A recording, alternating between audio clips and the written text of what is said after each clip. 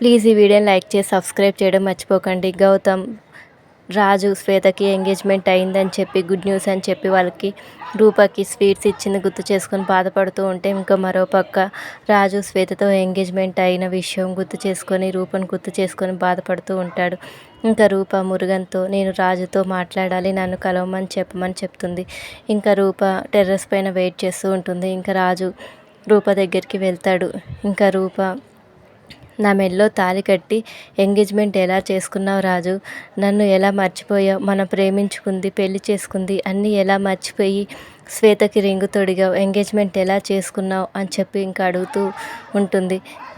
నా మెడలో కట్టిన ఈ తాళి నీకు గుర్తుకు రాలేదా రాజు, నువ్వెలా నన్ను మర్చిపోయి ఎంగేజ్మెంట్ చేసుకున్నావు చెప్పు రాజు అని చెప్పి ఇంకా అడుగుతూ ఉంటుంది. ఇంకా శ్వేత రాజు కోసం ఇంకా పైకి వస్తుంది. వీళ్ళ మాటలు వింటూ ఉంటుంది.